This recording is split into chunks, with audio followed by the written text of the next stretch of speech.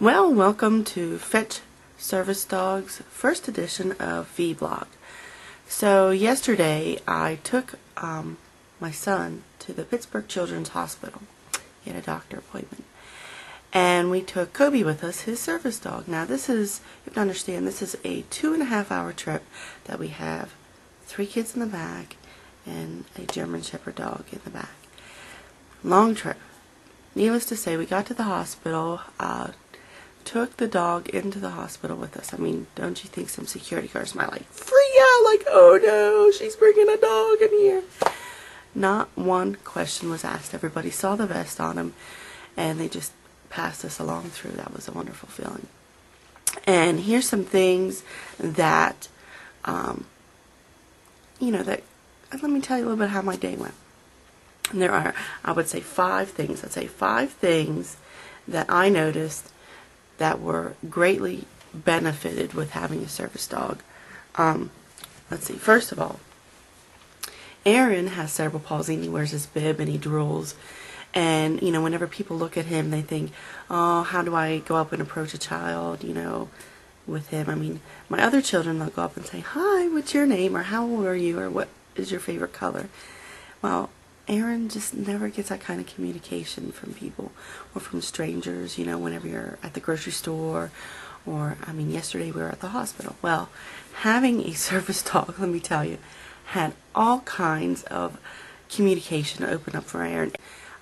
People would come up to him and say, hi, is that your dog? And he'd just get the biggest smile and go, in his best little voice that he can, yeah. That's a service dog. And he would point to his dog and smile real big, shake his head, because somebody talked to him. Do you know what that means? Whenever you're 12 years old and you can't talk and nobody goes up to you to talk. And people spoke to him today instead of to me, asking me what his name is, asking me what his condition is. They spoke to him. Wow. 2, second good thing. Aaron is a changed person. What incredible difference.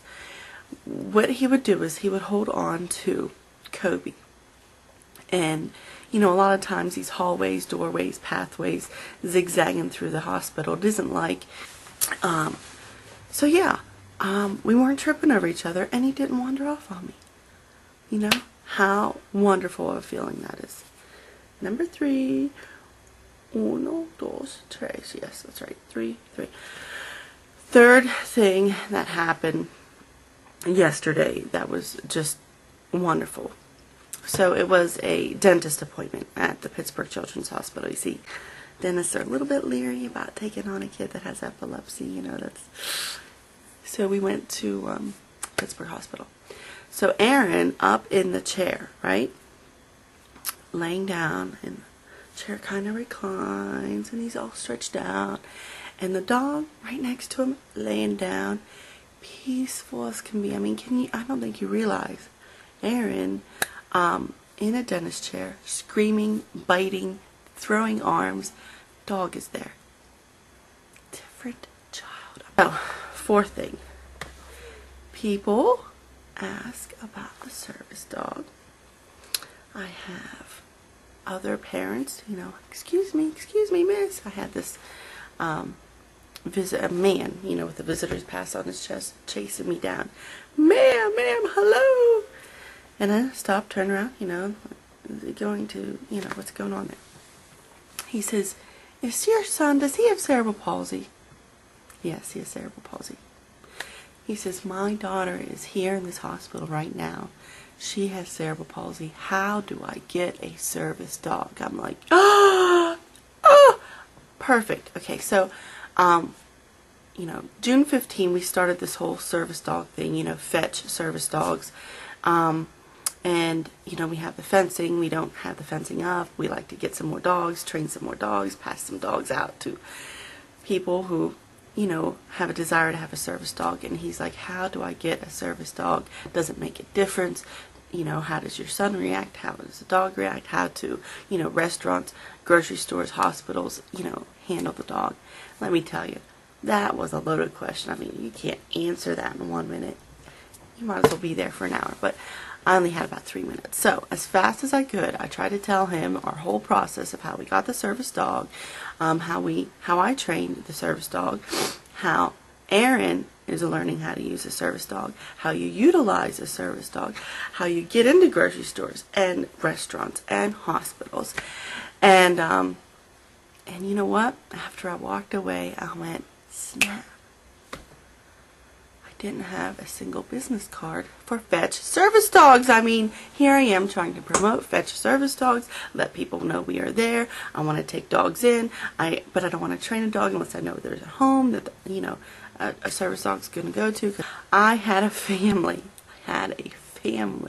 wanting a service dog, and I didn't have a stinking business card. So if you're out there and you're in Pittsburgh on, let's see here, it was Monday, July 14, 2008, and you are a man with a daughter at the Pittsburgh Children's Hospital, here I am, Fetch Service Dogs. Just, email me, whatever you want, send a message on YouTube, get a hold of me. I would gladly find a dog for you.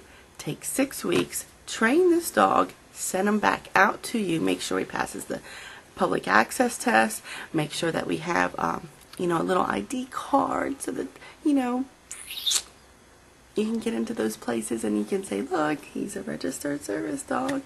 Like, you really need those cards, because you really don't, but, business owners and hospitals aren't too sure about it, so they just give you a hard time until they see the card. Okay, 5th thing, positive thing, we also ate out at the Olive Garden, and we took the dog in with us. Restaurants, that's a little tricky. I mean, you can go in the grocery store, and hospitals usually are a little better educated about allowing service dogs in. But whenever it comes to a restaurant, they're like, oh, what about the dog dander and the bird, this, the flying, and that, and the dog jumping up on the table? No. Did not give us a problem. They put us in a booth, which I thought, ooh, what are we going to do with a booth? I'm used to sitting at a table, all these kids. But they had a long booth that sat 6 people. Dog slid right under the table. Never heard from the dog since. And they even forgot about it. And then, top this. So you ready? We're finished eating, about ready to go. And an employee, bless her heart, had a plastic, like, to-go bowl, put some water in it and gave it to us so we can give the dog water. Can you imagine? What, service. What can I say? Service was wonderful. Give you an A+. And Aaron sat there like a good boy. I'm telling you, he is a changed person with this dog around him. Gives him a sense of responsibility, opens up his communication, changes his behavior. He calms down a little bit. He doesn't hang on mommy anymore. And I guess that's it for the VBlog. I mean, hey, what can I say? You want to know how to train your service dog, go ahead and slide a little message to me. I could give you some information. Maybe we could meet up. I don't know what could happen. Anything could happen. Anything at all could happen. Who knows? Tomorrow a dog might show up at my door. 6 weeks later, we're looking for a family. Well, that's it. Keep us in prayer. You all have a blessed day. Thanks for watching our videos. Here's looking up. We're blessed. Have a nice day. Heroes are made when you make a choice.